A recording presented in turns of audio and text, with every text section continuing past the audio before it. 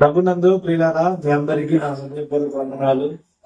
మరి దేవుని మహాకృప చేత ఈ రోజు దేవ సర్వాధికారి నీకు వందనాలు, స్తోత్రాలు ప్రభువా. మీ దాసుల ప్రార్థన మీరు ఆలకించినందుకై కృతజ్ఞతలు చెల్లిస్తున్నాము నాయన. ఇదిగో ఈ గృహమును తండ్రి యొక్కయు కుమారుని యొక్కయు పరిశుద్ధాత్మ యొక్కయు త్రియేక దేవుని ఏకనామమైన యేసు నామములో ప్రారంభిస్తున్నాము తండ్రి. ఆమేన్.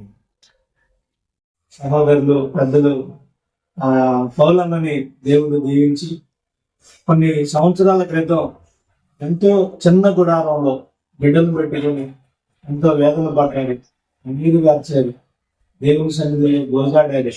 దేవుని మహాకృప, కనికరం కలిగిన దేవుడు, ప్రార్థన ఆలకించే దేవుడు ఈరోజు ఈ నూతన గృహాన్ని ఆయనే కట్టించి మేమందరం ప్రార్థనాపూర్వకంగా ప్రవేశించడానికి దేవుడు సహాయం చేసింది.